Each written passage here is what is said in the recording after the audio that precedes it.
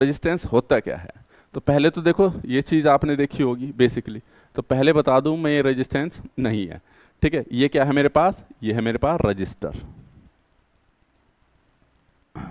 ठीक है, ये क्या है, रजिस्टर। कि सर दोनों में अंतर क्या है, सुनने में तो एक जैसा ही लग रहा है रजिस्टर और रेजिस्टेंस, है ना। तो मैं पहले बता दूं रेजिस्टेंस एक प्रॉपर्टी है, ठीक है, और रजिस्टर एक एलिमेंट है। एलिमेंट जो कि हमें दिखता है, प्रॉपर्टी हमें दिखती नहीं है। ठीक है, रजिस्ट अब देखो रजिस्टेंस क्या है, प्रॉपर्टी है। प्रॉपर्टी किस चीज की भाई, इसके नाम में ही पता रजिस्ट करता है, तो किसी चीज को तो रजिस्ट करता होगा भाई। ठीक है, रजिस्ट करने का मतलब है अपोज करना। अब इलेक्ट्रिकल सर्किट में कहने का मतलब ये हुआ कि किसी चीज का तो अपोज करता होगा, तो इलेक्ट्रिकल सर्किट में करंट का जो अपोज करता है वो रेजिस्टेंस कहलाता है। अच्छा ठीक है, तो एक सवाल ये आता है कि क्या मेरी बॉडी भी, अगर मैं अपने अक्रॉस बैटरी या वोल्टेज लगाऊं तो मेरी बॉडी से अंदर करंट जाएगा, मेरी बॉडी भी करंट का अपोज करेगी, डेफिनेटली करेगी। ये पेन भी करंट का अपोज करेगा, इसमें भी रेजिस्टेंस है। एक लकड़ी भी करंट का अपोज करेगी, उसमें भी रेजिस्टेंस है, उसका रेजिस्टेंस बहुत हाई होगा, मेगा ओम्स में। ठीक है, एक कंडक्टर है यानी कि तार है, उससे भी करंट गुजर रही है, वो भी अपोज करेगा करंट का, क्योंकि उसका भी कुछ ना कुछ रेजिस्टेंस है। तो रेजिस्टेंस क्या हुआ, रेजिस्टेंस हो गया प्रॉपर्टी, किसी भी मटेरियल की प्रॉपर्टी जो करंट के फ्लो होने का अपोज करती है, दैट इज कॉल्ड रेजिस्टेंस। तो इसको मैं ऐसे बोल सकता हूं कि property of any material which oppose the flow of current, that is called resistance. ठीक है, तो डेफिनेशन इसकी लिखी हुई है, the opposition offered by the substance, मतलब वही है कि किसी भी सब्सटेंस के द्वारा, ठीक है, जो ऑफर होता है रेजिस्टेंस, ठीक है, किसके खिलाफ, to flow of electric current, that is called resistance. इसकी यूनिट को किससे डिफाइन करते हैं हम, इसकी यूनिट होती है भाई ओम। ठीक है, या इसकी डेफिनेशन को दूसरी तरीके से भी लिखना चाहो, डेफिनेशन ये भी लिख सकते हो, और काफी जगह ये भी दिख, ठीक है, property of any material of any material, ठीक है, विच, ठीक है, the property of any material which oppose, ठीक है, अपोज फ्लो ऑफ इलेक्ट्रॉन, या इलेक्ट्रिक करंट भी बोल सकते हो, फ्लो ऑफ इलेक्ट्रॉन या फ्लो ऑफ इलेक्ट्रिक करंट भी बोल सकते हो, क्योंकि फ्लो ऑफ इलेक्ट्रॉन को ही हम करंट बोलते हैं, फ्लो ऑफ इलेक्ट्रिक करंट। ठीक है, किसी भी मटेरियल, भाई मटेरियल का मतलब कुछ भी हो, सोना चांदी लकड़ी तांबा कॉपर, आपकी बॉडी भी, ठीक है, यानी कि कोई भी सब्सटेंस है या कोई भी मटेरियल है, उसके अंदर से जब करंट गुजरेगी तो उसका अपोज होगा, इसी प्रॉपर्टी को हम रेजिस्टेंस बोल देते हैं। तो देखना क्या इस पेन की भी प्रॉपर्टी होगी, इसमें भी रेजिस्टेंस है, मेरी बॉडी में भी। तो मैंने क्या बोला था, रेजिस्टेंस एक प्रॉपर्टी है, और स्पेशल जो बनाया गया रजिस्टर है हमारे पास एक एलिमेंट, कि हाँ इसके द्वारा भाई मैं करंट को अपोज कराऊंगा, कितनी करंट फ्लो होगी, तो उस एलिमेंट को बोलते हैं रजिस्टर। तो याद रखना, अगर रेजिस्टेंस और रजिस्टर में भी डिफरेंस पता करना हो, तो रेजिस्टेंस एक प्रॉपर्टी है, रजिस्टर एक एलिमेंट है, जो कि इंसानों द्वारा बनाया गया है, जो कि हमने बनाया है, भाई इसको तो हमने ही बनाया है, जबकि रेजिस्टेंस क्या है, प्रॉपर्टी है। तो प्रॉपर्टी तो मटेरियल में है, वो नेचर के द्वारा मिली रहती है। अगर मैं बात करूं जैसे कंडक्टर है, कॉपर की तार है, उसका रेजिस्टेंस कम होगा, लकड़ी का बहुत ज्यादा होगा। ठीक है, क्लियर है। तो property of any material which oppose flow of electric current, that is called resistance, is called, मैं शॉर्ट फॉर्म में लिख रहा हूं, इज कॉल्ड रेजिस्टेंस।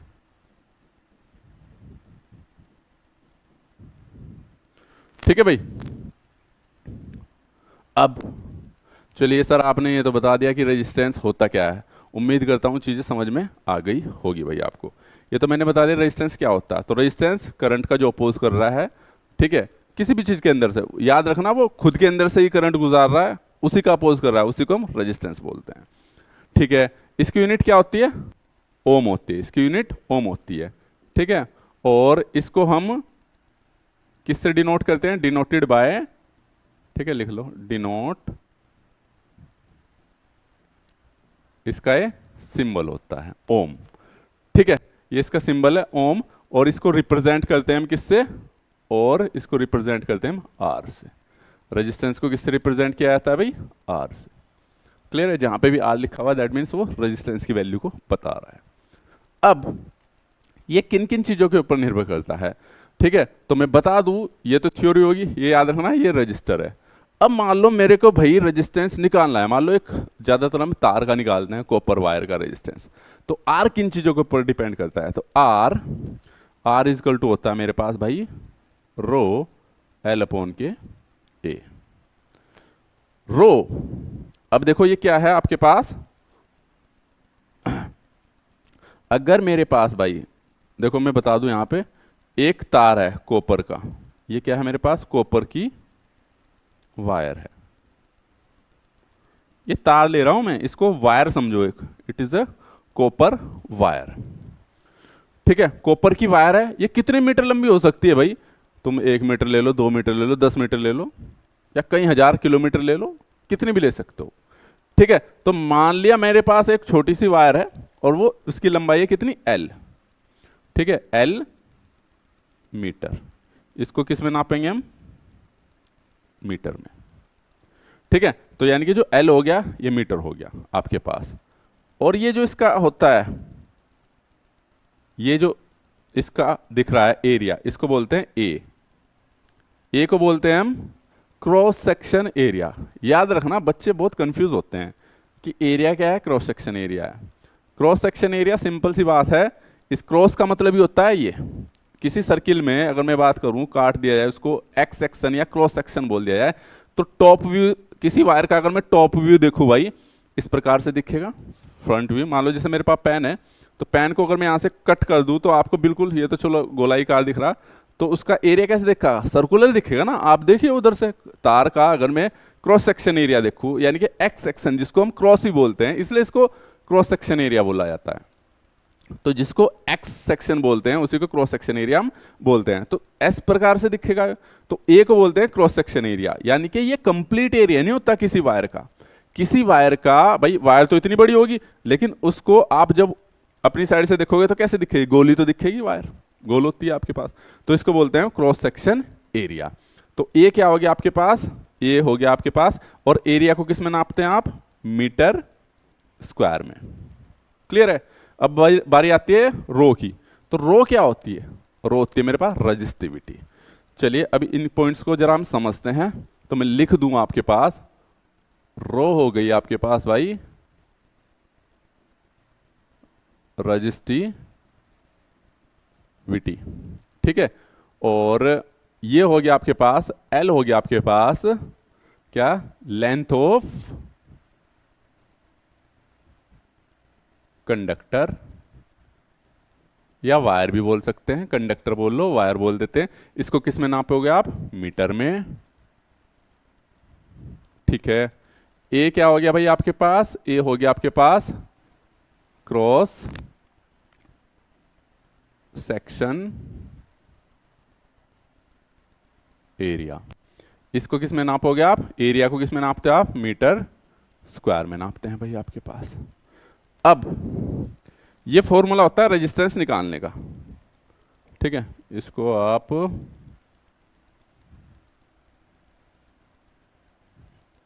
अच्छे से याद रखना, ठीक है। अभी देखेंगे इसमें भी क्या क्या चीजें होती हैं और किस प्रकार के सवाल बनते हैं, ठीक है। ये हो गया रजिस्टिविटी। तो सबसे पहले मैंने बताया लेंथ ऑफ कंडक्टर कितने मीटर लंबा है, क्रॉस सेक्शन एरिया है, मीटर स्क्वायर है आपके पास, और यह है रजिस्टिविटी। तो बेसिकली रजिस्टिविटी क्या होती है भाई? ये तो पता चल गया आपके पास, ये तो पता चल गया ये लंबाई है और ये क्रॉस सेक्शन एरिया है, यानी कि जो दिख रहा है, चाहे इधर वाला ले लो चाहे इधर वाला ले लो, जो इसके टॉप व्यू से दिख रहा है इसको हम क्रॉस सेक्शन एरिया बोलते हैं। तो रजिस्टिविटी को हम बोलते हैं, जो रजिस्टिविटी है इसको या और स्पेसिफिक रेजिस्टेंस भी बोलते हैं, स्पेसिफिक रेजिस्टेंस भी इसको बोलते हैं। क्लियर है भाई? अब अगर मैं रजिस्टिविटी की बात करता हूं तो रजिस्टिविटी मैं बता दूं, resistivity depend resistivity depends on material। ठीक है, तो रजिस्टिविटी आपकी मटेरियल के ऊपर डिपेंड करती है। मटेरियल का मतलब कि भाई किस मटेरियल का वो बना हुआ है। ठीक है, सोने की अलग होगी, चांदी की अलग होगी, कॉपर की अलग होगी। और इसको किस में नापते हैं हम? रजिस्टिविटी को अगर मैं नापने की बात करूं तो ये ओम मीटर में इसको मेजर करते हैं भाई। अब देखते हैं, जैसे कि कुछ मटेरियल की रेजिस्टिविटी लेते हैं हम। ठीक है, फिर इस पे कुछ क्वेश्चन करेंगे हम, अभी क्वेश्चन पे आएंगे अभी तो और चीजें बिल्कुल क्लियर हो जाएगी। जैसे रेजिस्टिविटी के कुछ उदाहरण लेते हैं, जैसे में कॉपर है भाई। ठीक है, कॉपर की रेजिस्टिविटी है 1.7, ठीक है, इंटू 10⁻⁸। ये ओम मीटर में ले रखी है। अब ये ओम मीटर कितना, ये भी तो डिपेंड करेगा कि भाई 1 मीटर का, अगर 1 मीटर का आप क्या ले रहे हो, क्या ले रहे हो 1 मीटर का, 1 मीटर का तार ले रहे हो तो उसकी रेजिस्टिविटी इतने ओम मीटर रहेगी प्रति मीटर। अभी देखें कितना मोटा भी, इस पे भी आएंगे हम। ठीक है, तो मैं पहले कुछ मटेरियल की आपकी वो बता दूं। कॉपर की रेजिस्टिविटी 1.7 इंटू 10⁻⁸ ओम मीटर होती है। आयरन की देख पा रहे हो लगभग इससे ज्यादा है लेकिन -8 में ही है। ठीक है, माइका है, इनको क्या बोलते हैं हम? इंसुलेटर, जिनका मैंने बताया था इनके रेजिस्टेंस भी बहुत हाई होते हैं। इसलिए होते हैं क्योंकि इनकी रेजिस्टिविटी क्या होती है? बहुत हाई रहती है। भाई अगर आप 1 मीटर की माइका ले रहे हो और 1 मीटर का कॉपर ले रहे हो तो रेजिस्टेंस किसका कम आएगा? इसका, क्योंकि इसकी रेजिस्टिविटी बहुत लो है और इसकी बहुत हाई है। तो माइका क्या हुआ भाई आपके पास? ये इंसुलेटर है। इंसुलेटर जिनसे करंट पास नहीं होती। ग्लास भी इंसुलेटर में आता है। कुछ ये सेमीकंडक्टर है, ये दोनों के बीच का होता है। ठीक है, ये दो, इनके रेजिस्टेंस इससे अधिक होगा और इससे कम होगा, सेमीकंडक्टर मटेरियल्स। ठीक है, जैसे प्योर सिलिकॉन या प्योर जर्मेनियम। ठीक है, क्लियर है यहां तक भाई? किसी बच्चे को कोई दिक्कत? तो यानी कि ये होगी आपके पास रजिस्टिविटी। तो बेसिकली रजिस्टिविटी क्या हुई आपके पास? ये प्रॉपर्टी है आपके पास। ठीक है, हाँ सॉरी, ये इसके ऊपर डिपेंड कर रही है, किसके? मटेरियल के ऊपर, कि अगर मटेरियल बदलेगा तो ही ये बदलेगी। ठीक है, अभी और ज्यादा क्लियर हो जाएगी चीजें आपको जब क्वेश्चन करेंगे हम। जैसे अभी यहां पे आते हैं यूनिट ऑफ रजिस्टिविटी, तो कभी कभी ये भी आता है यूनिट ऑफ रजिस्टिविटी। हमने एक फॉर्मूला पढ़ा अभी, R is equal to ρL/K A, ये पढ़ा है। तो यहां से रो इजकल टू क्या हो गया? R इंटू ए इधर गया, A/K L। R को मैं क्या लिख सकता हूं भाई? R को क्या लिख सकता हूं मैं? R को लिख सकता हूं मैं भाई क्या? ओम, रेजिस्टेंस यूनिट ओम, इंटू ए को क्या लिख सकता हूं मैं? मीटर का स्क्वायर। और L को क्या लिख सकता हूं मैं? मीटर। मीटर से ये स्क्वायर कैंसिल, तो इसकी यूनिट क्या आ गई? ओम मीटर। ठीक है, अब उदाहरण के तौर पे अगर मैं यहां से रेजिस्टिविटी निकालता हूं, ठीक है, अब ये ओम मीटर है, जैसे कि मैंने बताया अभी कॉपर की क्या है, ये लिए 1.7 इंटू, जैसे मैं कॉपर का उदाहरण ले लूं, रेजिस्टिविटी है इसकी कितनी है भाई? 1.7 इंटू 10⁻⁸ ओम मीटर। तो कितना तार होगा? तो ये क्या होगा भाई आपके पास? अगर मेरे पास 1 मीटर लंबा और 1 मीटर चौड़ा ऊंचा, ठीक है, इतना बड़ा कॉपर होगा तो उसकी रेजिस्टिविटी 1.7 इंटू 10⁻⁸ ओम मीटर कहलाती है।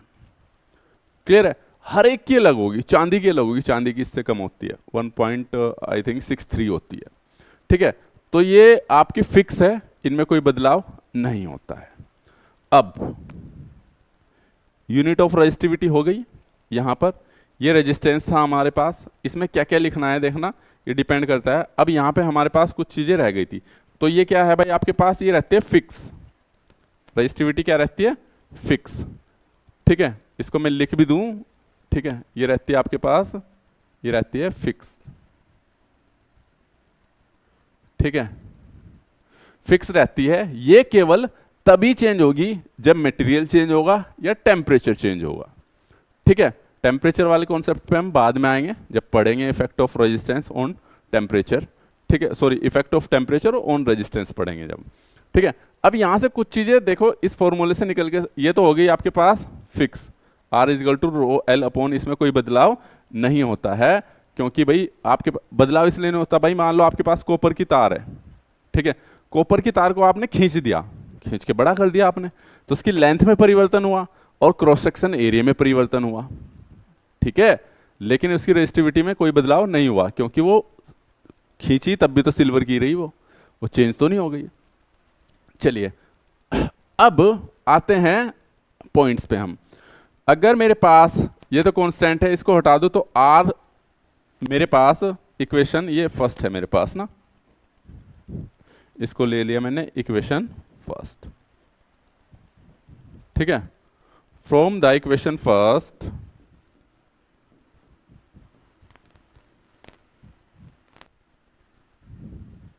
इक्वेशन फर्स्ट, ठीक है, मुझे पता इफ, ठीक है, A is constant, A is constant का मतलब क्या है भाई, तो R directly proportional to L होगा। ए कांस्टेंट का मतलब क्या हुआ यहां पे, कि मेरा क्रॉस सेक्शन एरिया मेरा कांस्टेंट है, उसमें मैंने कोई बदलाव नहीं किया है, उसमें कोई बदलाव नहीं किया है। ये कैसे हो सकता है, ठीक है।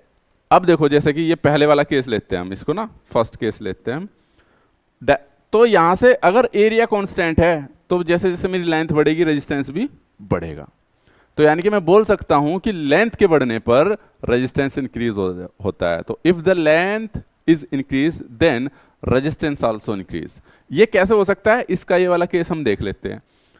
अब एरिया कैसे कांस्टेंट हो सकता है, मान लो भाई मेरे पास ये कोई कॉपर की वायर है, ये एल मीटर है, क्या है, एल मीटर है, ठीक है। इसका रेजिस्टेंस मान लो 1 ओम है भाई, कितना है, 1 ओम है। मैंने बोला कि भाई इसके साथ एक और रेजिस्टेंस मैंने जोड़ दिया, इतना ही मोटा तार और जोड़ दिया, इतनी सेम एल मीटर का, सेम इतना ही मैंने और जोड़ दिया एल मीटर का तार, एक और इतना ही मोटा इतना ही चौड़ा, और तो इसका भी अगर ये कॉपर का वायर है इसके भी 1 ओम रहेगा, तो दोनों एक प्रकार से क्या आ गए, सीरीज में आ गए, 1 और 1 2 ओम हो जाएगा। तो कहने का मतलब ये वाला क्या है, इसमें क्या है मेरे पास, इसमें देखो जितना मोटा यहां था वो इतना ही थिक यहां है, ठीक है। इसका क्रॉस सेक्शन एरिया तो चेंज नहीं हुआ, देखो भाई इतना था इतना ही मोटा मैंने वो तार जोड़ दिया भाई आपके पास, ठीक है। कॉपर की एक वायर है और सेम उसके जैसे ही वायर आपने पीछे जोड़ दिया, तो क्या क्रॉस सेक्शन एरिया चेंज हुआ, नहीं चेंज हुआ, लेकिन हाँ लेंथ जरूर चेंज हुई, पहले एल मीटर थी अब एल प्लस एल 2L होगी।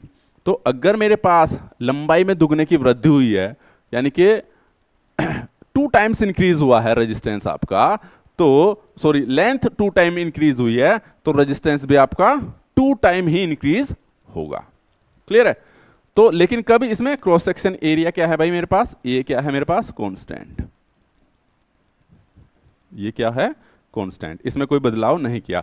तो मैं लिख सकता हूं if length increase then resistance also increase, ठीक है भाई। फर्स्ट केस, इसमें तो हमने किसको कांस्टेंट रखा, क्रॉस सेक्शन एरिया को। अब सेकंड पॉइंट जो आता है इसमें, सेकंड पॉइंट, अगर मैं किसको भाई एल को कांस्टेंट करूं और एरिया को वेरी कराऊं, तो आर इनवर्सली प्रोपोर्शनल टू ए होगा। मैंने एल को कांस्टेंट कर दिया, यानी कि एल का कोई, एल को बिल्कुल इंडिपेंडेंट कर दिया। ये कैसे पॉसिबल हो सकता है, कैसा केस बनेगा है कि क्रॉस सेक्शन एरिया में चेंज आए। सेम यही है, देखो अगर मेरे पास भाई ये एक तार था आपके पास, एल मीटर का तार था,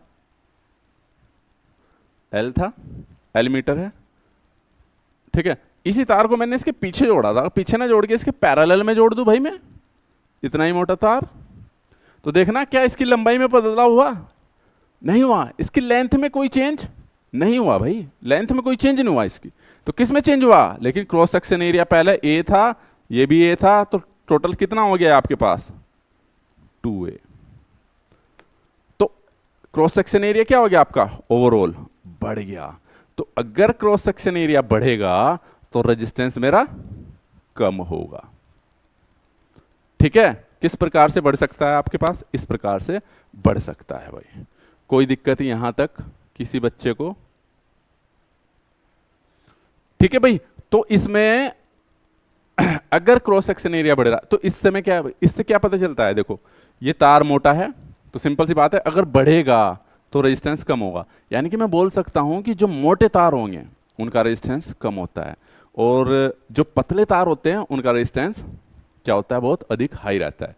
तो ये बड़ा इंपॉर्टेंट रहता है। कोई पूछे आपसे कि मोटे तार का रेजिस्टेंस ज्यादा होता है पतले का, तो पतले तार का यानी कि जो थिन वायर होते हैं उनका रेजिस्टेंस बहुत अधिक रहता है, और जो मोटे तार, मान लो कि भाई एक तार पतला है आपके पास कॉपर का और एक मोटे वाला तार है, तो जो कॉपर का मोटे वाला तार होगा उसका रेजिस्टेंस क्या होगा?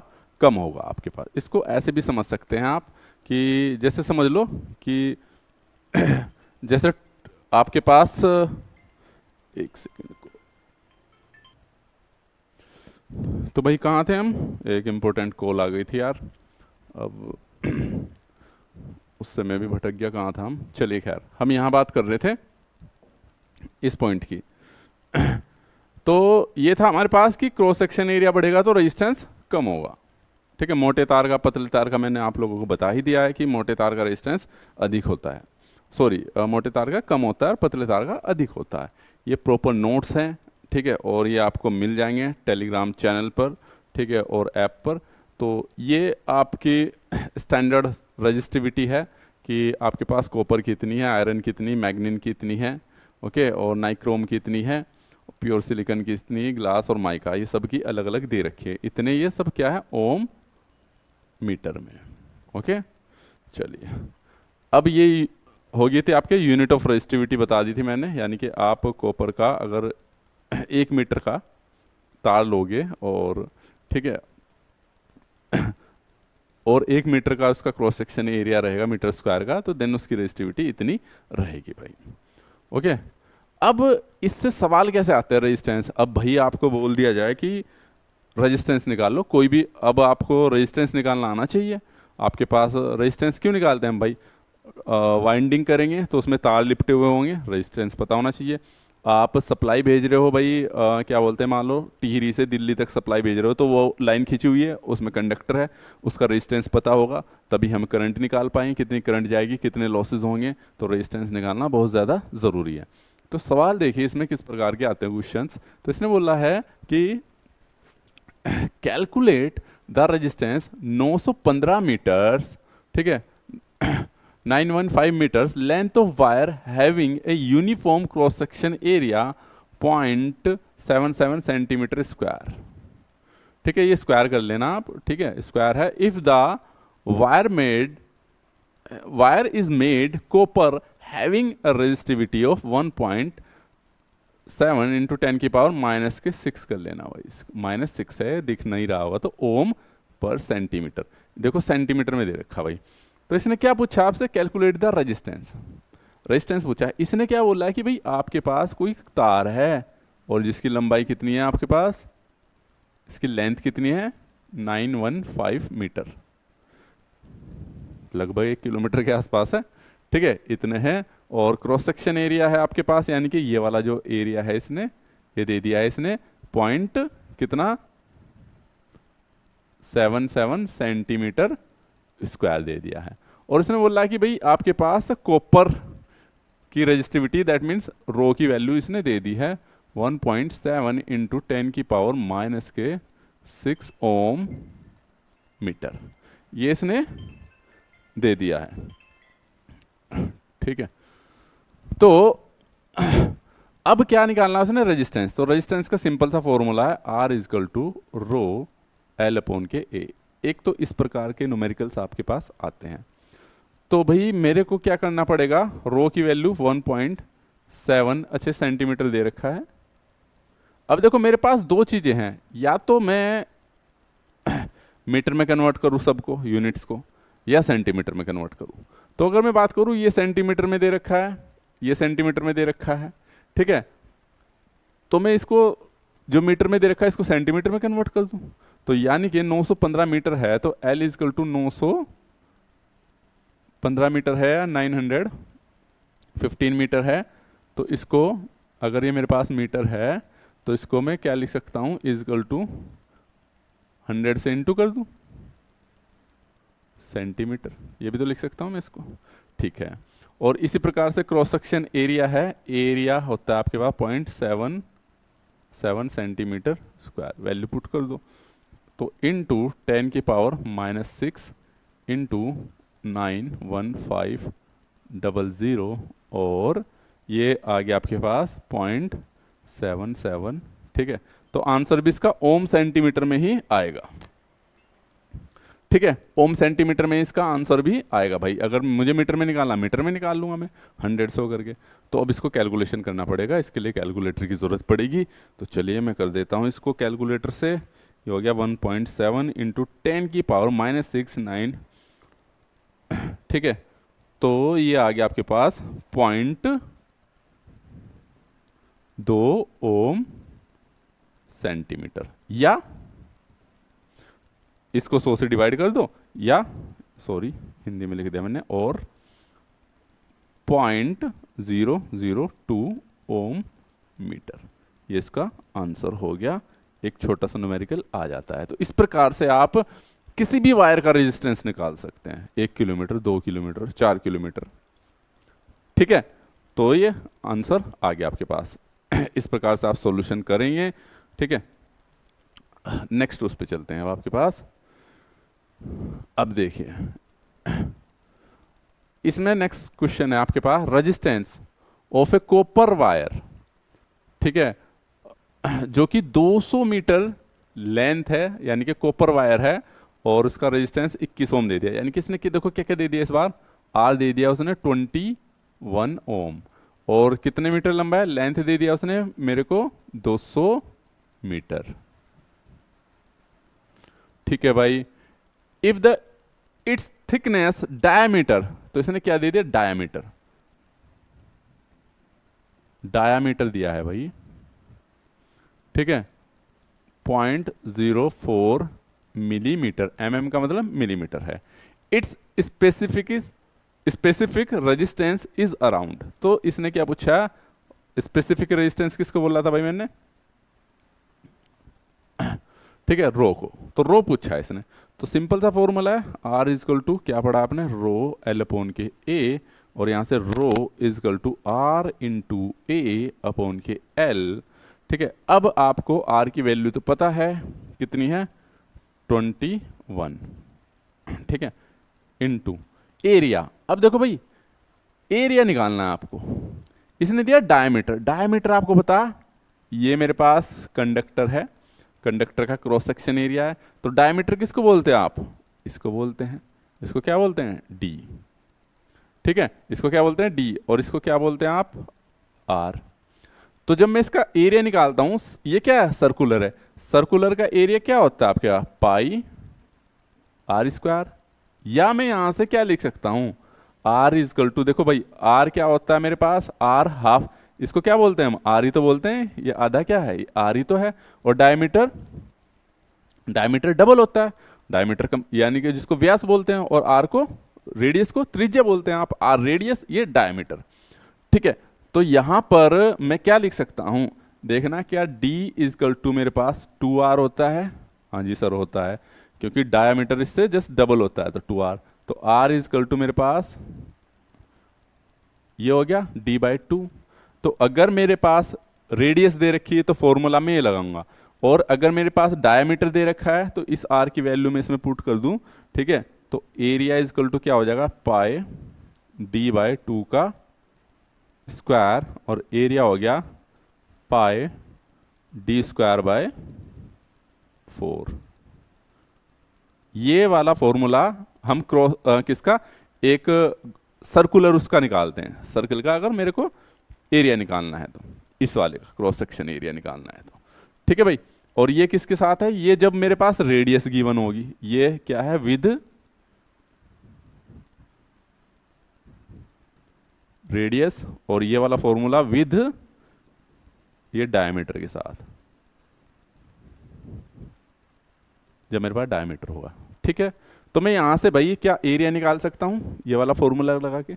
चलिए मैं एरिया यहीं पे, ताकि वैल्यू को पुट कर सकूं, तो डायमीटर यानी कि दैट मीन्स इसने क्या दिया था, ये डी दिया था, ठीक है। तो एरिया क्या हो गया मेरे पास, पाई डी स्क्वायर, ठीक है।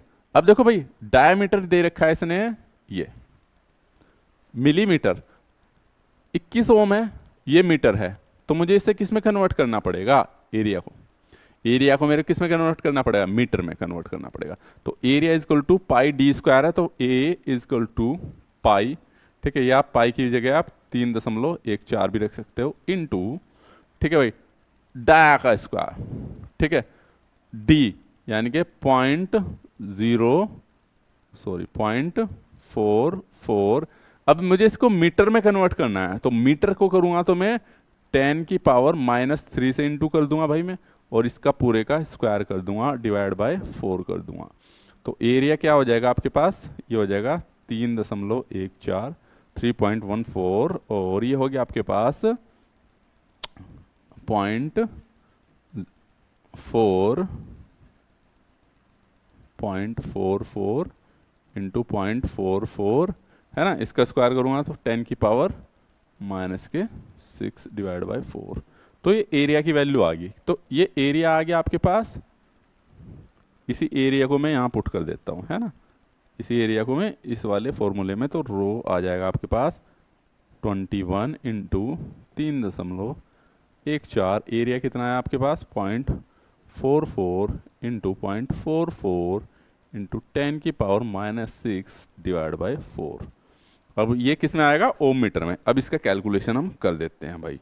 तो ये आ गया आपके पास 0.44 इंटू 10 की पावर 6 इंटू, ये हो गया 21, तो ये आ गया आपके पास 1.59 इंटू 10 की पावर -6 ओम मीटर। ये आपका आंसर है भाई। क्लियर है। तो हमें ये पता होना चाहिए, न्यूमेरिकल बहुत आसान होते हैं, बस आपको पता होना चाहिए पूछ क्या रहा है, और जो गिवन है उसको रख लो, और जो नहीं गिवन है उसको निकालना कैसे है यूज करके, वो भी आपको पता होना चाहिए भाई। ठीक है, उसको निकाल लो बस, जो नहीं गिवन है। क्लियर है, ये हो गया। चलिए अभी इसी प्रकार के क्वेश्चंस आते हैं, मैं इसलिए करा रहा हूं कि आपके पास एक न्यूमेरिकल्स इस पे आता है भाई। ठीक है, अब इसने बोला है कि एक कोयल है, कंसिस्ट है, उसमें 2000 टन है, यानी कि कोयल का मतलब हो गया, इसने कोयल इसको बोल देते हैं भाई जब बहुत सारे टन्स होते हैं। ठीक है, इसमें बोल रहा है इसने 2000 टन्स हैं। ठीक है, कॉपर वायर है, cross section area 0.8 metre square कर लेना इसको ना, ये मीटर स्क्वायर होगा, mm स्क्वायर ना, मिलीमीटर स्क्वायर। ठीक है, mm2 नहीं है। मीन लेंथ आपके पास क्या है, 80 सेंटीमीटर है आपके पास ना, 80 सेंटीमीटर है आपके पास। मीन लेंथ का मतलब एक प्रकार से एवरेज लेंथ। तो and the resistivity of copper कितनी है, पॉइंट, यानी कि देखो क्या क्या चीज दे दी उसने, रो दे दिया 0.02 micro ohm metre, micro ohm metre दिया है इसने, तो मुझे ओम मीटर में कन्वर्ट करना पड़ेगा। ठीक है, वहां पे सेंटीमीटर है या उसमें कन्वर्ट कर लो आप। ठीक है, ओम मीटर दे रखा है, माइक्रो ओम का मतलब हो गया मेरे पास 0.02 इंटू 10 की पावर -6 ओम मीटर। इसको ऐसे भी माइक्रो को लिख सकता हूं मैं, माइक्रो को 10 की पावर -6 लिखते हैं, किलो को 10 की पावर 3 और मिली को 10 की पावर -3। ये तो आप लोगों को आइडिया होगा ही। ठीक है, ओम मीटर, ये आ गई रेजिस्टिविटी। ठीक है, फाइंड द रेजिस्टेंस पूछा, तो रेजिस्टेंस में R is equal to rho L upon के A। ठीक है, इसी सवाल को देखो कितने प्रकार से, कितने टाइप से उसने घुमा के पूछा है। ठीक है। सो यहाँ पे क्या होगा, रेजिस्टिविटी आ गई, लेंथ निकालनी मेरे को यार। अब लेंथ में कैसे निकाल लूंगा भाई, लेंथ देखना, तो एल निकालना मेरे को। उसने बोला है कि टोटल 2000 टन है, और पर टन जो मीन लेंथ है, एवरेज लेंथ है 80 सेंटीमीटर है। तो 80 सेंटीमीटर एक टन की मीन लेंथ है या एवरेज है, तो 2000 टन की कितनी हो जाएगी, तो क्या लिख दूं मैं, 2000 इंटू 80।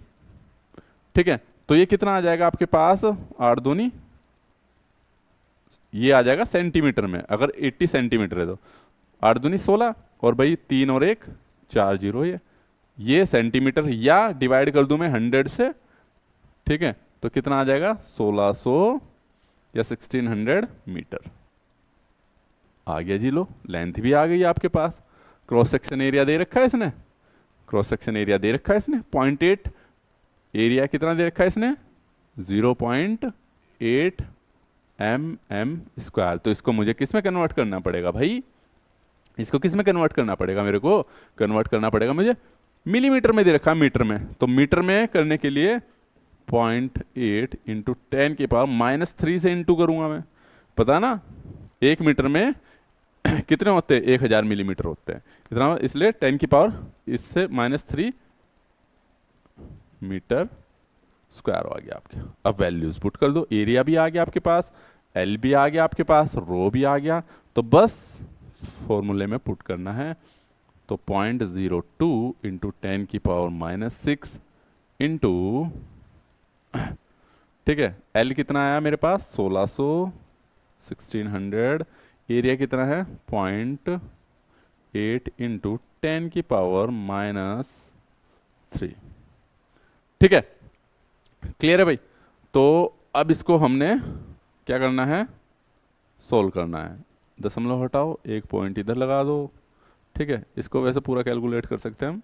तो कितना आ गया आपके पास 100, इसे एक दशमलव हटाए तो ठीक है।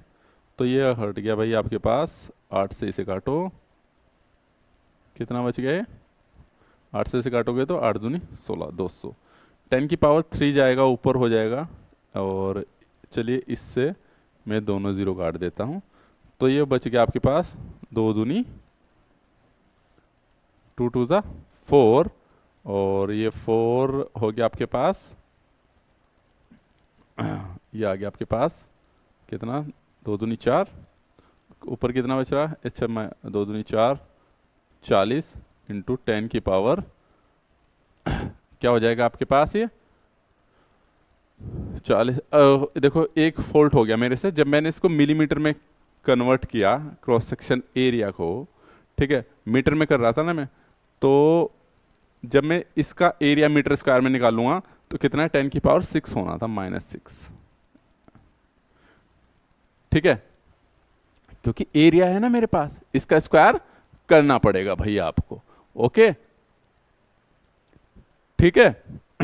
तो ये गड़बड़ हो जाती है कैलकुलेशंस की भाई, हमसे भी, आप लोगों को ध्यान रखना है। तो ये यहाँ भी 10⁻⁻6 ही आएगा, इससे घट जाएगा, तो 2 दूनी 4 और दशाम 40 ओम, 40 ओम। ठीक है, आंसर। तो यानी कि इस वाली उसका जो आंसर रहेगा वो कितना रहेगा, 40 ओम रहने वाला है। ठीक है भाई, तो यहां तक मुझे नहीं लगता कोई कंफ्यूजन होगा, और अगर कोई कंफ्यूजन होगा तो नीचे कमेंट कर देना या कॉल कर लेना। और ये वाली जो पीडीएफ है आपको प्रॉपर नोट्स की, ये आपके बिल्कुल सिलेबस के आधार पे ही मिलेगी आपको, बिल्कुल पॉइंट टू पॉइंट। ठीक है, सिलेबस के आधार पे मिलेगी आपको, ये आपको डाउनलोड करना पड़ेगा एप्लीकेशंस, तो वहाँ पे अवेलेबल हो जाएगी।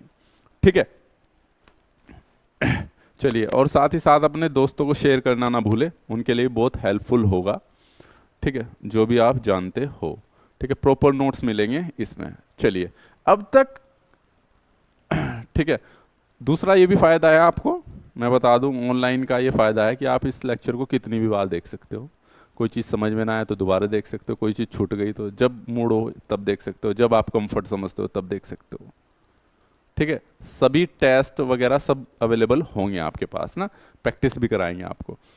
चलिए, अच्छा, स्ट्रेच और कंप्रेस, स्ट्रेच का मतलब सिंपल सी बात है आपका, स्ट्रेच करना है, खींचना, और कंप्रेस का मतलब कंप्रेस करना है यानी कि दबाना, है ना। किसी चीज़ को दबा दो तो कंप्रेस, और खींच दिया तो वो। ये केस क्या बनते हैं आपके पास?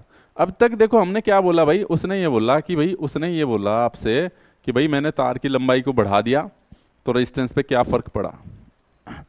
तार की लेंथ को, मैंने वायर की लेंथ को इंक्रीज कर दिया तो क्या फ़र्क पड़ा। ठीक है, लैंग्वेज हमारी हिंदी इंग्लिश ही रहती है, मैं कोशिश करता हूँ कि दोनों ही टर्म्स को समझाया जाए। बोल तो हिंदी में ही रहे हैं, उम्मीद करते हैं समझ भी आ रहा होगा आप लोगों को। ठीक है, क्योंकि इंजीनियरिंग में जितनी भी टेक्निकल टर्म्स है वो सब अंग्रेज़ों ने ही खोज की है, और टर्मिनोलॉजी वही यूज़ करे तो ज़्यादा बेटर रहता है आपके पास। ठीक है, तो कहाँ थे हम? हाँ, अब तक इस कंक्लूजन में हमने क्या देखा, इलेक्ट्रिक सर्किट क्या होता है वो देखा। ठीक है, और फिर उसके एक एलिमेंट पे डिस्कस कर रहे हैं फिलहाल हम, रेजिस्टेंस पे, कि ये होता क्या है। देखा कि प्रॉपर्टी होती है रेजिस्टेंस की, एक किसी मटेरियल की प्रॉपर्टी होती है। फिर वो मटेरियल कितने ओम का होगा, ये हमें न्यूमेरिकल वैल्यू में, न्यूमेरिकल में पूछा जाता है कि हाँ भाई कोई तार है और 200 मीटर लंबा है, उसका रेजिस्टेंस इतना है, तो उसकी कोई रेजिस्टिविटी पूछेगा, कोई रेजिस्टेंस पूछेगा। ठीक है, तो यहाँ पे क्या पूछा उसने, यहाँ पे पूछा उसने रेजिस्टेंस। तो इस पे हमने देखा कि कोई तार है इतने मीटर लंबा है तो उसका रेजिस्टेंस कितने ओम होगा। ऐसे सवाल आते हैं आपके पास, अच्छे खासे आते हैं। अब तक तो हम ये देखते आ रहे थे कि एक दे दिया, तार दे दिया, वायर दे दिया, उसकी लेंथ इतनी, क्रॉस सेक्शन एरिया, उसका लेंथ, उसका रेजिस्टेंस बताओ। अब जो केस है हमारे पास, अब जो केस देखेंगे हम, अब वो ये देखेंगे, हमने पहले ही पढ़ा कि लेंथ के बढ़ने पे रेजिस्टेंस बढ़ रहा है और क्रॉस सेक्शन एरिया के बढ़ने पे रेजिस्टेंस कम हो रहा है। ये पैरामीटर्स हम देख चुके। केस भी देखे हमने कि कैसे लेंथ को जोड़ रहे हैं और क्रॉस सेक्शन एरिया कहाँ कहाँ पे हम ऐड कर रहे हैं। ये हल्का रिवीजन हो गया आपका। ठीक है, तारों को अगर पैरेलल में जोड़ रहा हूँ, वायर को अगर पैरेलल में जोड़ रहा हूँ एक दूसरे के समांतर, तो उसका क्रॉस सेक्शन एरिया बढ़ जा रहा है, और अगर सीरीज में जोड़ रहे हैं हम तो लेंथ बढ़ जा रही है। क्लियर है। अब केस आता है आपके पास ये वाला भाई, स्ट्रेच और कंप्रेस, कि भाई मेरे पास कोई वायर है, तार है, ये एल मीटर लंबा, इसको मैंने खींच दिया, और खींच के क्या कर दिया मैंने, इसकी लेंथ को डबल कर दिया, तो अब रेजिस्टेंस बताओ क्या होगा। तो यहां पे सवाल आता है कि सर लेंथ को तो हमने डबल कर दिया है, और क्रॉस सेक्शन, जब मैं तार को खींच रहा हूं, वायर को खींच रहा हूं, तो पतला भी तो हो रहा है, तो उसके क्रॉस सेक्शन एरिया में भी तो चेंज हो रहा है भाई। क्रॉस सेक्शन एरिया यानी कि उसका ये वाला जो एरिया था, फ्रंट से दिख रहा था, मैंने बता दिया था क्रॉस सेक्शन एरिया क्या होता है। तो मैं कह सकता हूं कि उसके क्रॉस सेक्शन एरिया में चेंज हो रहा है। तो अब मुझे नहीं पता अब तार का रेजिस्टेंस क्या होगा, कि तार को मैंने खींचा, इतने मीटर खींच दिया, अब बताओ तार का रेजिस्टेंस क्या होगा, वायर का रेजिस्टेंस क्या होगा, खींचने पे क्या होगा। तो इस केस का भी स्टडी करते हैं हम। तो ये तो हो गया स्ट्रेच करने का, ऐसे कंप्रेस का, कोई तार है मैंने दबा दिया, छोटा हो गया, तो रेजिस्टेंस में बताओ कितना बदलाव हुआ। तो इसके लिए हम एक कॉन्सेप्ट को समझते हैं, स्ट्रेच और कंप्रेस में ना। पहले लेते हैं हम स्ट्रेच वाला केस फर्स्ट लेते हैं हम, स्ट्रेच केस।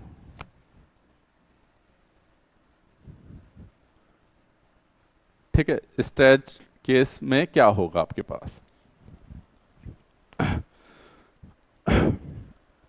अब इसमें क्या करना है हमने, स्ट्रेच केस में मान लो भाई मेरे पास, हमने पढ़ा है R इजकल टू, पहले स्ट्रेच के केस में मान लो पहले जो मेरा रेजिस्टेंस है, या तो मैं इसको R1 ले लूँ, R2 ले लूँ, R ओल्ड ले लूँ, कुछ भी ले लूँ मैं, मेरे ऊपर डिपेंड है। ठीक है, तो मैं इसको R ओल्ड लेके चलते हैं हम, इससे ज़्यादा आसानी रहेगी आपके पास, R ओल्ड। ठीक है, मान लो पहले रेजिस्टेंस था मेरे पास रो L अपॉन के A, इन चीज़ों के ऊपर डिपेंड था। ठीक है, और ये स्ट्रेच होने के बाद R न्यू बन गया, क्या बन गया ये, R न्यू। भाई कोई तार है, उसको खींच दिया आपने, उसके बाद रेजिस्टेंस, तो इसको बोल दिया मैंने, इसमें मान लो L1 था, A1 था, रेजिस्टिविटी को मैंने चेंज नहीं किया, मैंने बताया था कि वही तो तार है, वायर तो वही है, मटेरियल तो चेंज नहीं हुआ। मैंने बताया था कॉपर का वायर है, कॉपर को खींचा तो रेजिस्टिविटी सेम रहेगी। तो अब आफ्टर स्ट्रेच, ये क्या है, आफ्टर स्ट्रेच, आफ्टर स्ट्रेच के बाद रेजिस्टेंस की वैल्यू में, रेजिस्टिविटी में कोई बदलाव नहीं आया, लेकिन उसकी लेंथ जो होगी L2 हो गई और आपके पास ये A2 हो गया। ये आ गया यहां से। तो यहां से अगर मैं रिलेशन निकालता हूं, क्या निकल के आता है आपके पास यहां से, देखना आपके पास जो रिलेशन आता है आर न्यू, अगर ये इक्वेशन फर्स्ट है और ये इक्वेशन में सेकंड मान लो आफ्टर स्ट्रेच के बाद, तो आर न्यू अपॉन के आर, अभी देखेंगे इसमें क्वेश्चन भी ना हम देखेंगे किस प्रकार के आते हैं। तो आर न्यू का मतलब हो गया आपके पास रो L2 अपॉन के A2 और ये रो L1 अपॉन के A1, रो से रो कैंसिल, तो आर न्यू अपॉन के आर ओल्ड इजकल टू क्या हो गया, क्या L2 ये L1 हो जाएगा और ये A1 ऊपर चल जाएगा भाई, ये इक्वेशन निकल के आती है मेरे पास। ये बहुत इंपॉर्टेंट रिलेशन है, ठीक है। अब इसको यूज कैसे करना है मेरे पास स्ट्रेच के बाद, ठीक है। ये एक रिलेशन आता है निकल के आपके पास। अभी देखते हैं कि ये तो भाई L1 क्या है मेरे पास, जब तक मैंने स्ट्रेच नहीं किया पुराना रेजिस्टेंस की लेंथ, मान लो मेरे पास ये है, ये L1 थी पहले वाली, अब इसी को खींच दिया आपने तो थोड़ा पतला भी तो हो जाएगा और लेंथ इसकी डबल हो जाएगी, तो L2 हो जाएगा। इसका क्रॉस सेक्शन एरिया A1 और इसका A2 खींचने के बाद, ये आफ्टर किसके बाद है, स्ट्रेच के बाद, तो लंबाई में चेंज होगा इसके पास। अब देखिए इसमें होता क्या है आपके पास, इसका सवाल देखते हैं अब, अभी क्लियर हो जाएगा आपके पास ना। एक चीज और बता दूं मैं आपके पास कि जब भी हम तार को खींचते हैं, वायर को खींचते हैं, उसके वॉल्यूम में कोई चेंज नहीं होता, यानी कि आयतन में कोई चेंज नहीं होता। भाई अगर आपने किसी चीज़ की लंबाई बढ़ाई है तो क्रॉस सेक्शन एरिया कम कर दिया। एक प्रकार से समझ लो, अगर मैं बोलूँ ये 1 किलो का वायर था, उसने खींच के बड़ा कर दिया, तो वेट में तो कोई चेंज नहीं होने का, तब भी 1 किलो ही वेट रहेगा इसके, ठीक है। तो अब देखो ये सवाल है, इससे कैसे आता है, इसी से आता है आपके पास ना। A copper wire is so stretch so that its length increase by 2 times, वो 3 टाइम भी बोल सकता है, ठीक है।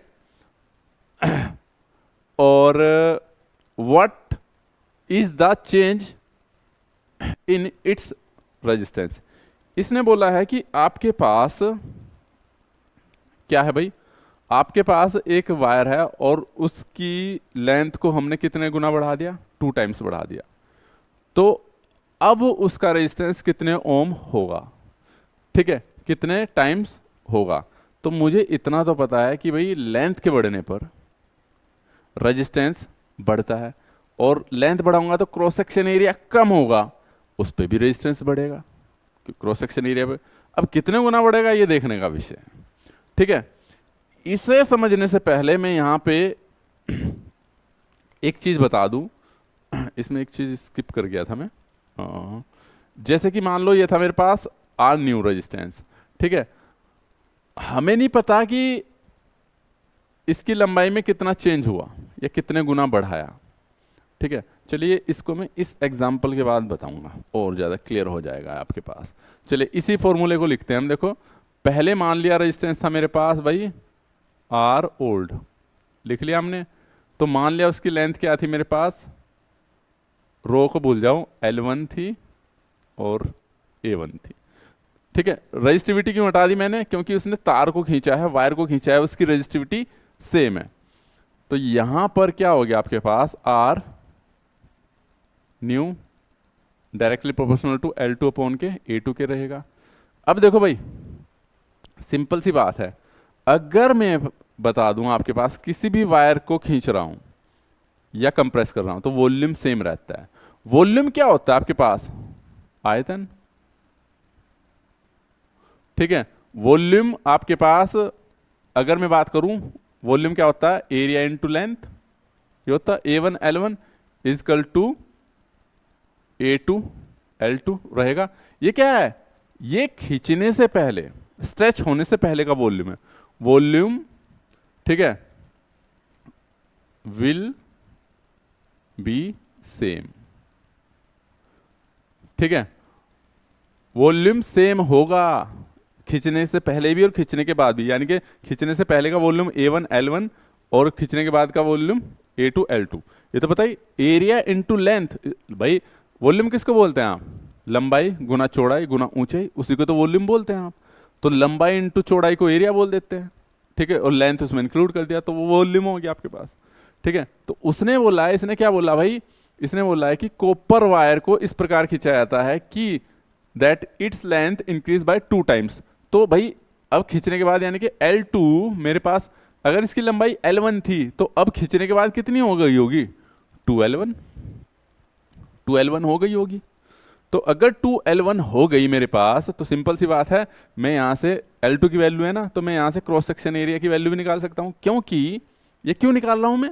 मुझे पता है कि भाई मुझे नहीं पता नया रेजिस्टेंस क्या होगा। अब मुझे फॉर्मूला हमने पढ़ा अभी R न्यू अपॉन के R ओल्ड, या R2 अपॉन के R1 भी दे रखा काफ़ी सारी बुक्स में, आप अपने अकॉर्डिंग ले सकते हो उसको।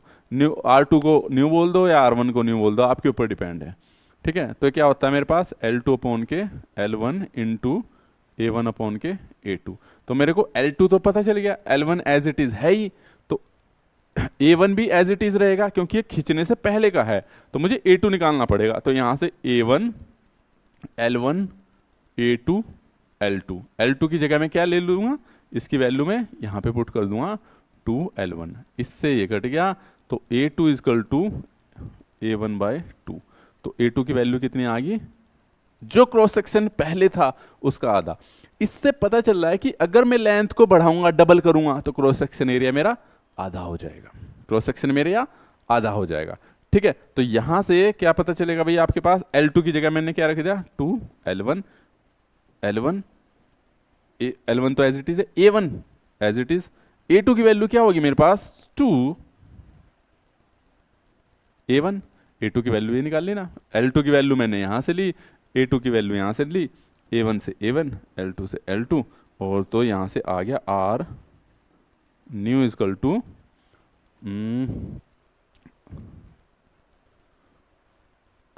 एक सेकेंड, इसमें क्या गड़बड़ हुई हमारे पास भाई, L2 इजकल टू 2L1 था और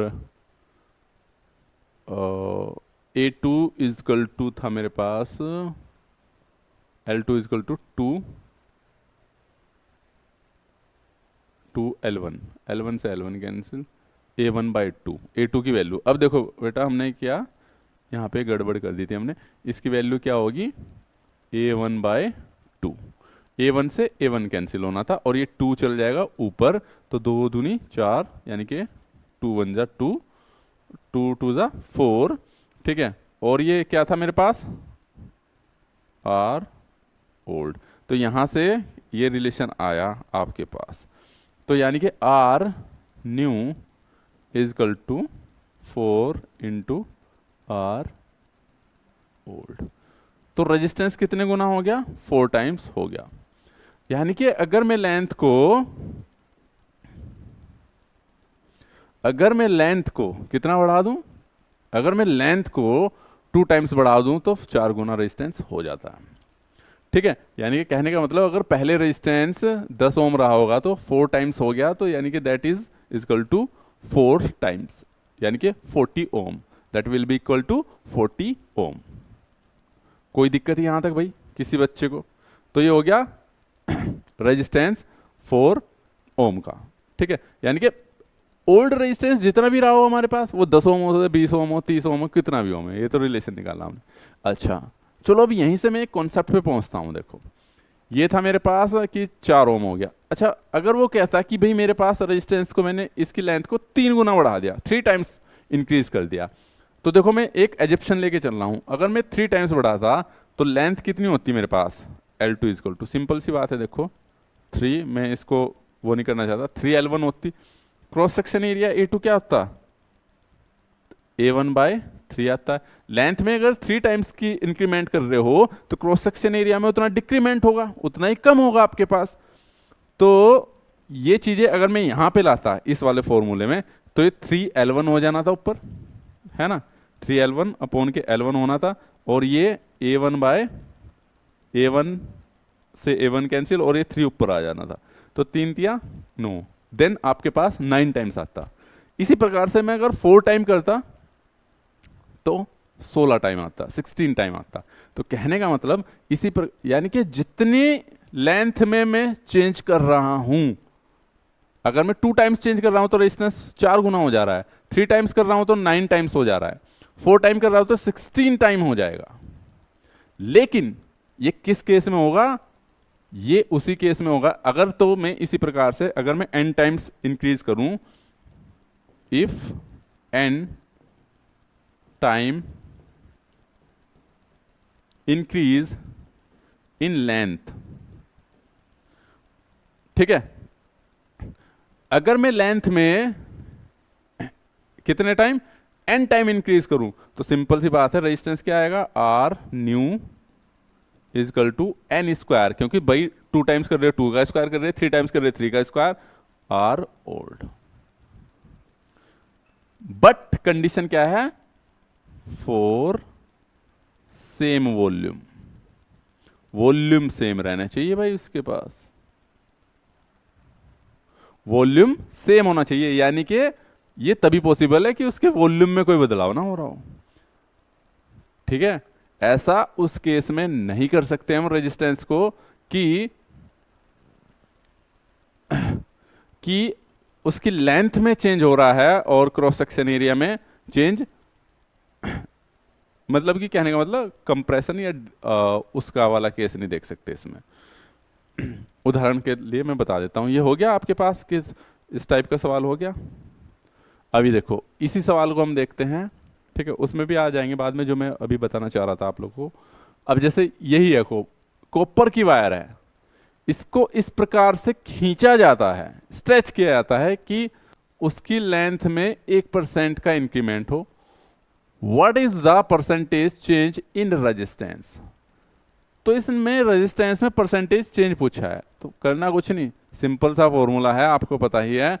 मान लो पहले रेजिस्टेंस था भाई मेरे पास, मान लो आर, मैं R1 ले रहा हूँ इस बार ना, आर न्यू लिखूंगा ओल्ड लिखूंगा, थोड़ा सा वो लगता है कॉम्प्लिकेटेड ना, टाइम लगता है। L1 आप न्यू ओल्ड लिखना चाहो लिख सकते हो, ठीक है। तो इसी प्रकार से R2 directly proportional to L2 upon के A2 रहेगा। ये आपको लिखने की जरूरत नहीं, अगर आपके दिमाग में है तो मैं बता रहा हूँ, बस आपको लिखना है, क्योंकि क्वेश्चंस जब लिखते हो तो आपको पता होना चाहिए, ठीक है।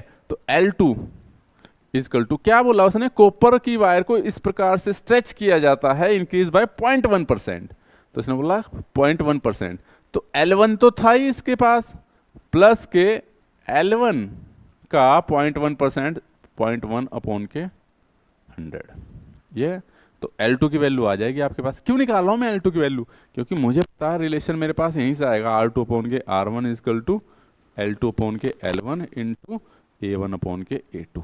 तो मेरे को L2 चाहिए, A2 चाहिए, है ना, ये सब चीज़ें निकालनी पड़ेगी।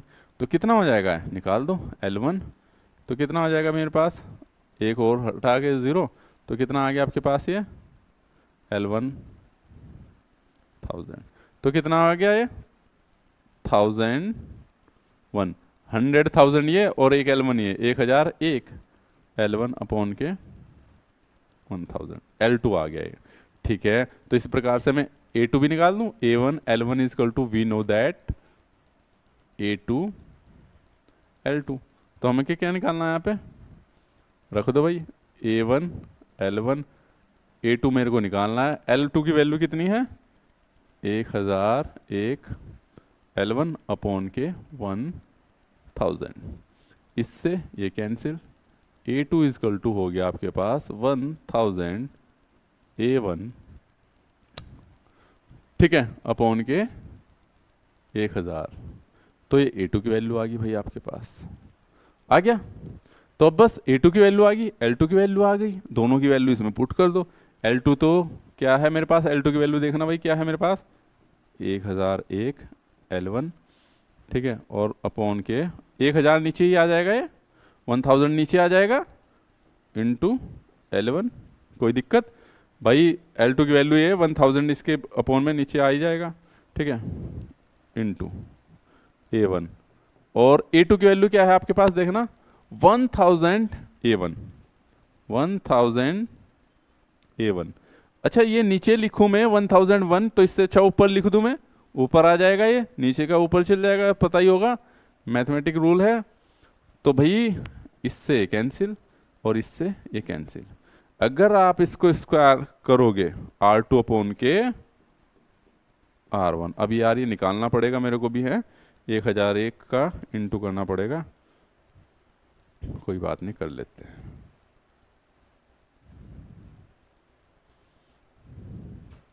1001 इंटू 1001 ये आ जाता है भाई आपके पास, देखना। तो मैं इसको यहाँ पे लिख देता हूँ, R2 अपॉन के R1 इजकल टू, ये आ जाएगा आपके पास 1002001 डिवाइडेड बाय, ये 10 की पावर 6 है, तो 1 2 3 4 5 6, ठीक है। तो यानी कि ये हो जाएगा भाई आपके पास R2 अपॉन के R1 इजकल टू कितना आ जाएगा 1.002, ये रेशो आएगा। अब इसका मतलब क्या है भाई आपके पास, मुझे पता है कि साफ पता चल रहा है कि 0.002 तो है ही है, तो इसको मैं यहां से भी लिख सकता हूं R1 प्लस के 0.002 R1, तो 0.002 एक्स्ट्रा आ रहा है। तो 0.0 इसने किस में पूछा था, what is the percentage change, तो भाई मुझे साफ पता चल रहा है एक का, अगर मैं परसेंटेज निकाल लूंगा एक का, ये 0.002 एक्स्ट्रा आ रहा है, तो कितना है 0.002, बेसिकली इसे 100 से मल्टीप्लाई कर दूंगा तो 0.2% है, साफ पता चल रहा है मैथमेटिकल टूल्स। तो यानी कि अगर मैं 1% का 0.1% का इंक्रीमेंट करता हूं रेजिस्टेंस में, तो आपके पास जो सॉरी लेंथ में 0.1% का इंक्रीमेंट करता हूं, तो रेजिस्टेंस में 0.2% का इंक्रीमेंट होगा।